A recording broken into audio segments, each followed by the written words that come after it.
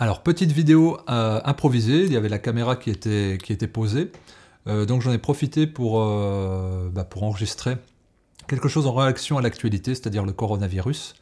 Ce qui déclenche là, c'est essentiellement le fait qu'on me transmette des posts Facebook pour me dire de me protéger, de mettre un masque, enfin c'est des chaînes collectives. C'est assez irritant, parce que ça crée un climat de peur, et en fait il n'y a pas de vérification, puis on est juste en extension d'un bruit médiatique qui ne repose pas sur l'information, mais en fait sur l'émotion. Donc le but c'est de proposer une vision alternative, modestement évidemment, et puis d'essayer de discerner, pas le vrai du faux, mais séparer le grain de l'ivraie en tout cas, et au moins de donner une voie alternative par rapport à cette peur ambiante. Faut acheter des masques, faut plus croiser d'asiatiques, faut pas manger de nems, et on va tous mourir. Donc voilà, c'est essayer de mettre un petit peu de sens, de pragmatisme, et un peu de pédagogie là-dessus. Alors le virus, déjà rien que le fait coronavirus, bon il y a le nom d'une bière, donc ça on s'en fout, mais il y a le nom virus surtout, et ça fait peur. Alors virus c'est quoi nous? C'est des films paniques, les films d'angoisse, les films d'extinction d'humanité, les actualités sensationnelles, et puis la destruction de la race humaine, donc ça fait peur. Mais qu'est-ce que c'est qu'un virus? C'est un agent infectieux, qui se réplique dans d'autres cellules, sur un terrain donné, donc ça peut être animal ou humain, si on sépare les animaux des humains, et là on doit le faire parce qu'il y a une transmission entre les espèces, et donc le coronavirus, ce coronavirus-là, c'est une famille de virus qui touche les animaux le plus souvent, c'est pour ça que je sépare, et donc il y a, je crois, 6 ou 7 coronavirus différents qu'on a décelés. Alors pour la majorité des coronavirus décelés, c'est des symptômes d'état grippaux. Mais, c'est ce mais-là, c'est ces 4 lettres-là qu'il faut retenir, ça atteindra, je veux dire, dangereusement les personnes qui ont des déficiences immunitaires, qui sont immunodéprimées. On va dire c'est le cas de toute forme virale, la grippe notamment. Ça va être essentiellement les nourrissons, et puis les personnes âgées, voire très âgées. Alors ça, on aura l'occasion de revenir dedans, j'ai un petit plan en tête donc là pour revenir dessus. Donc il faut se dire, c'est que c'est pas une pandémie mondiale, mais que là, d'après les premiers chiffres, ça ne touche que peu de personnes, proportionnellement, et ça ne touche mortellement que les gens en immunodépression. Alors il y a déjà eu des épidémies de la famille de coronavirus, le SRAS en 2002, donc, qui avait fait un peu de bruit en Chine déjà, et au niveau mondial ça a affecté 10 000 personnes et il y avait eu 700 décès. Les victimes étaient essentiellement asiatiques, donc bien retenir que ça reste localisé. Et il y avait aussi le MERS, une dizaine d'années plus tard, donc là c'était contraint à l'Arabie Saoudite, et il y avait eu moins de 500 décès au Moyen-Orient. Donc là, 700 décès en 2002, et vers 2012, 450 décès sur des zones qui sont restées localisées. Donc tout ça pour dire que le coronavirus, c'est pas nouveau, mais c'est un nouveau type. Donc si on dit nouveau type ou nouveau virus, déjà ça fait affoler, on a l'impression qu'on va avoir une mutation qui va détruire, et si on met par-dessus, si on saupoudre de l'exotisme chinois, bah là on déclenche la psychose, la peur.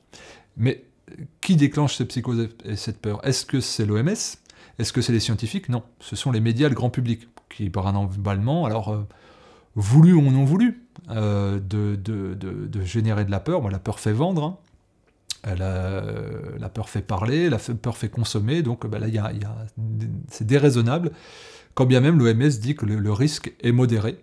Alors les blogs, les réseaux sociaux, relais, moi j'essaie de me protéger de l'actualité le plus souvent, mais on reçoit des chaînes sur Messenger, des choses comme ça, donc c'est assez irritant. D'où la réaction. Et là on arrive à des extrémités de psychose qui sont... que je sais pas comment dire, en tout cas quand on appelle le SAMI pour dire j'ai croisé un asiatique ou j'ai mangé un nem, est-ce que j'ai le coronavirus? Là c'est que médiatiquement l'information n'a pas été faite, il y a juste la transmission de forme, il n'y a eu aucune pédagogie, aucune vraie information chiffrée ni scientifique. Et donc là il m'apparaît important à ce que le bon sens revienne.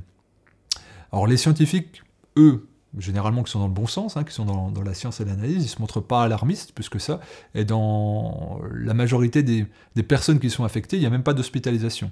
on va se réduire à des symptômes qui sont de la toux, de la fièvre, des courbatures, voilà, un état de fatigue.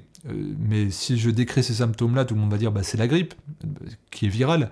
Et oui, c'est pas plus dangereux, mortel et extraordinaire ou symptomatique que la grippe. Au contraire, dans le monde, par exemple, je crois que la grippe, elle tue pas loin de 500 000 personnes. 500 000 personnes qui meurent de la grippe chaque année. Là, on est sur, quand j'ai parlé des récents cas de coronavirus, donc sur les 15 dernières années, les 18 dernières années, on était sur 700 et 450 décès. En France, il y a entre 12, 13, 15 000 personnes qui meurent de la grippe par an. C'est des chiffres qui sont énormes. Alors, très majoritairement, sont liés à quoi ces décès? Et ben, c'est ce que je disais en préambule, c'est des gens qui sont immunodéprimés, très faibles au niveau du système immunitaire, donc nourrissons, mais surtout personnes âgées. C'est là, en fait, on va dire que ce soit coronavirus ou grippe, on va dire le terrain de la personne étant faible, je dirais que même une gastro aurait pu, ou une réaction allergique à la nourriture aurait pu être dramatique. Quelqu'un de faible et vulnérable ne sera pas réactif qu'au coronavirus, mais à des éléments extérieurs qui vont être affaiblissants de manière globale. Donc là, ben, ça pourrait être n'importe quoi d'autre, il se trouve que c'est coronavirus, donc voilà. Si je prends l'exemple du tétanos, tétanos, il touche essentiellement les personnes âgées. Alors en France, il y a des personnes qui meurent tous les ans du tétanos. 97% des gens, des malades du tétanos avaient plus de 50 ans et 80% avaient plus de 70 ans. Donc, on va inquiéter une population au spectre très large, alors que ça concerne des tranches d'âge extrêmement réduites au final. Et donc, le coronavirus, c'est pareil, c'est les gens très faibles, les personnes âgées et les nourrissons. Et donc, c'est là-dessus qu'il faut se polariser. Concrètement, en France, sur le coronavirus, là, c'est le 30 janvier, il y a 4 personnes qui sont affectées sur 70 millions d'habitants. Et il n'y en a aucune d'entre elles qui est en danger. Donc, on est sur des statistiques extrêmement faibles, alors que les médias surcommuniquent, comme si on allait tous être touchés. Donc, dans le monde, le coronavirus, sur les personnes affectées, il a été mortel dans 2,5% des cas. Mais de mon point de vue, c'est un chiffre qui est... C'est une estimation subjective, qui est au moins 10, 100, voire 100 fois supérieure. Puisque si, moi, demain, j'avais de la fièvre, et je toussais, et j'avais quelques courbatures, est-ce qu'il me viendrait à l'idée d'aller à l'hôpital? Non. Je dirais, bah, c'est un syndrome grippal, et je laisserais passer. Donc je ne serais pas répertorié. Et peut-être que ça serait le coronavirus, mais je laisserais passer. Et dans le monde, il est probable que la plupart des cas passent à la trappe de la détection du coronavirus. Donc on doit vraiment garder ça en tête. Et ce qu'il faut garder en tête par rapport aux chiffres que j'avais donnés précédemment sur les morts précédents des épidémies, entre guillemets, d'autres phénomènes de coronavirus, c'est que là en Chine, il y a recensé... il y a 4500 contaminés, 65 à l'étranger, donc on voit que c'est très circonscrit, et 100, on ne sait pas trop le nombre de morts, donc je préfère pas donner de conneries, mais c'est pas une épidémie ravageuse.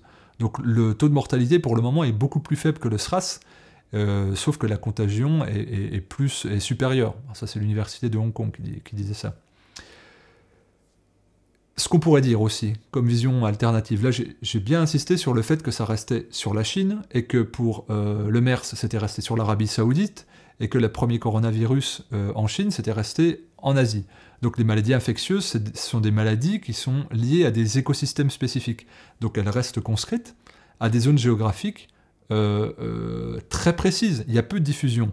Et là vient le rapport avec la naturopathie, par exemple, c'est la notion de terrain. Un virus va s'exprimer sur un terrain donné avec une atmosphère, une humidité, une chaleur et un contexte donné. Est-ce que en ce moment le climat métropolitain français ressemble à celui de Wuhan? Je ne suis pas certain, surtout qu'on a connu des baisses de grand froid. Donc est-ce que le virus peut être aussi virulent dans cette zone-là? Les épidémiologistes, la base c'est de dire un virus, il est conscrit à une zone donnée. Donc on revient vraiment sur la notion de terrain, je vais insister dessus. Donc la psychose, pour un virus qui est moins virulent que la grippe et qui est moins dangereux en pourcentage, et qui touche moins de personnes, c'est assez bizarre quand même. On ne fait pas tout un foin de la grippe, et puis je dirais, on parle de personnes qui ont des faiblesses immunitaires. On ne parle pas de n'importe qui. On parle de gens très spécifiques au sein de la population. Et pour 4 cas de coronavirus, combien de dizaines de milliers de cas de grippe cette année? Là, il y a des choses à mettre en comparaison très forte. Alors ce que je propose ici, c'est une réflexion personnelle et un autre point de vue. Pourquoi est-on faible au niveau de son immunité, son système immunitaire, et pourquoi? Alors, là c'est une question. Quels scientifiques, au pluriel, dans le monde, se préoccupent de la question de l'alimentation, sur le fait qu'on puisse développer et faire apparaître des symptômes viraux? Quel rôle l'alimentation peut avoir là-dedans? Donc généralement c'est beauté en touche, ça n'a rien à voir.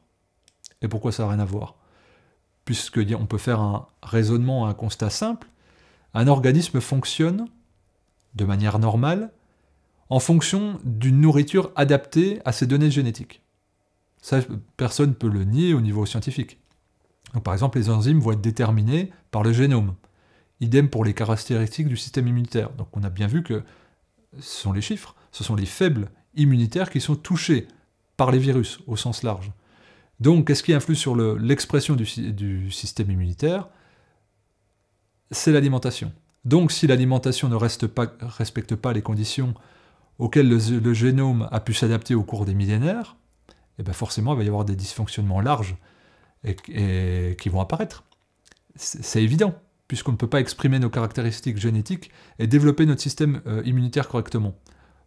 Si, il va y avoir des molécules alimentaires qui vont échapper aux enzymes disponibles et qui vont intoxiquer l'organisme. Et certaines ne vont pas se dégrader, donc elles vont proliférer et stagner dans l'organisme. Et parmi elles, il y en a qui vont conserver des propriétés antigéniques qui vont stimuler négativement et affaiblir le système immunitaire. Et pour les personnes qui sont déjà faibles, ça va entraîner des complications. L'évolution de toutes les maladies, entre guillemets, elle va dépendre directement du système immunitaire. La première question à se poser devant un agent qu'on va déclarer entre guillemets pathogène, ça devrait concerner les habitudes alimentaires. Puisque là, on en revient à la notion de terrain dont je parlais. Sur quel terrain va pouvoir s'exprimer ou pas ce virus? Quel est le système immunitaire? Comment s'exprime le génome? Comment réagissent les enzymes? Alors, sans parler de la leucocytose digestive, qui pourrait se produire avec des aliments cuits, on ne parle jamais du rôle capital du carburant, qu'est l'alimentation, et dont on sait qu'il est prédominant pour le bon fonctionnement ou le mauvais fonctionnement du système immunitaire. Et je trouve ça très surprenant. Bon, que les médias n'en parlent pas, je dirais c'est pas nouveau, mais qu'il n'y ait aucun scientifique qui se positionne pour en parler, c'est quand même très surprenant. Combien d'épidémies il va falloir, combien il va falloir de morts, combien il va falloir d'affections, combien il va falloir de climat de peur pour qu'on prenne enfin conscience que le terrain fait tout. Et ça c'est Béchamp, et les épidémiologistes sont d'accord sur la prolifération d'un virus. Il ne peut se faire que sur un terrain donné. Mais nous sommes un terrain également. Alors je vais raconter quelques anecdotes, parce que je vais souvent en Guadeloupe, où il y a eu les virus Zika et le chikungunya. Et donc on remarquait que pour les enfants bien portants, il était asymptomatique. On voyait rien. Et donc moi quand j'observais les gens qui avaient été le plus victimes de symptômes, entre guillemets, c'était toujours les gens pléthoriques et toxémiques. Et donc, lors d'un stage que j'ai animé là-bas, il y a eu le virus Zika. Et donc, au début, moi, je voyais quelques petites courbatures, pas grand-chose, puis quelques petits boutons sur la cage thoracique. Alors que d'autres personnes, c'était des courbatures, des maux de tête assez violents, de la fièvre, et puis des boutons partout sur le corps, y compris le visage. Donc, là, t'as de la chance, t'as pas beaucoup. Sauf que je dis, non, il n'y a pas de la chance, c'est quel est le terrain, en l'occurrence. Et donc c'était assez intéressant de voir ça, et puis j'en parlais avec plusieurs personnes guadeloupéennes qui m'avaient dit, là on a vu vraiment des grandes disparités d'expression des symptômes, surtout sur le chikungunya qui était plus virulent. Et il y a des gens qui n'exprimaient que très peu les symptômes, et d'autres beaucoup, et il y avait un lien évident avec l'hygiène et surtout l'hygiène alimentaire des individus. Donc bon, c'est quand même une piste à creuser, il me semble dommage de passer à côté et de voir que les enfants n'étaient pas touchés. En gros, pourquoi les enfants? Pas parce qu'ils ont un système immunitaire plus fort, c'est parce qu'ils sont moins toxémiques. Donc c'est intéressant de voir ça, vraiment très intéressant. Alors dans le cadre d'une vie hygiéniste, on va dire, pour toutes les maladies virales qu'on va observer, eh bien, le passage à une alimentation naturelle, bon, je ne vais pas détailler ici ce que c'est qu'une alimentation naturelle, on peut chercher, mais une alimentation avec des produits bruts qu'on trouve à proximité le plus frais possible, eh bien, on va avoir une réduction des symptômes et une normalisation de la vie. Les cas les plus lourds concernant toujours les personnes avec une faible immunité, donc les personnes âgées, et les bébés et les nourrissons. Et évidemment, les pléthoriques toxémiques que j'ai décrits. Donc les détresses respiratoires qu'on voit, ce qui a été assimilé à des pneumonies, eh bien on pourrait peut-être envisager que ça soit des décharges toxémiques et de l'accumulation plus que de la génération par le virus. Puisqu'en hygiénisme, nous avons une conception particulière du virus. Plus exactement, par une nourriture à laquelle la génétique humaine n'a pas été adaptée, qui est venue congestionner eh bien, les différents systèmes respiratoires, système du locomoteur, système nerveux, etc. Donc là, il y a une vidéo très intéressante sur laquelle je suis tombé il y a quelques jours, donc sur le professeur Didier Raoult, qui est très connu, qui est le spécialiste, grand spécialiste européen en épidémiologie et sur les maladies infectieuses. Alors pour lui, comme pour beaucoup de scientifiques, c'est essentiellement un effet d'emballement médiatique et de peur mal contrôlée, cette histoire du coronavirus, et on n'est pas du tout dans la science, et pas du tout dans la raison ni dans la sécurité. Alors j'ai noté ce qu'il avait dit, donc il n'y a plus aucune lucidité, donc ça c'était la chose, et il n'y a plus aucune connexion entre l'information et la réalité, et c'est du délire que les gens n'ont pas de quoi s'occuper pour aller chercher de la peur en Chine. Voilà, ça ce sont et donc je vous invite, je vais essayer de mettre la vidéo en lien. Donc de mon point de vue, plutôt que de regarder les journaux, les blogs, les médias et la télévision, eh ben, prenons plutôt le temps de regarder notre assiette, qu'est-ce qu'on met dedans et qu'est-ce qu'on peut faire de la prévention. Tout s'exprime sur le terrain, donc plutôt que d'essayer d'acheter des masques qui ont doublé de prix pour faire du business, plutôt que d'avoir peur de quelqu'un qui a un type asiatique, plutôt que d'avoir peur du restaurant qui vend des nems, eh ben, ayons plutôt peur de notre hygiène de vie, posons-nous des questions sur l'air qu'on respire, sur la nourriture qu'on mange, et à quel point on peut exprimer grâce à cela, de bonne ou mauvaise manière, notre système immunitaire, qui est le vrai garant de notre santé, et qui n'est pas celui de fuir et de se mettre dans la peur. Puisque en plus, si on fait on sait qu'en situation de stress et de peur intense, les lymphocytes T4 chutent, c'est ce qu'on sait, donc là on met toutes les chances de notre côté pour se mettre dans des conditions de vie malsaines, et puis de mal penser, et puis comme le disait le professeur Raoult, on n'est plus du tout dans la lucidité, ni dans la vérité, ni dans l'information, on est juste dans l'émotion, et ben on ne peut pas vivre avec des émotions, il faut vivre autant que faire se peut dans le réel.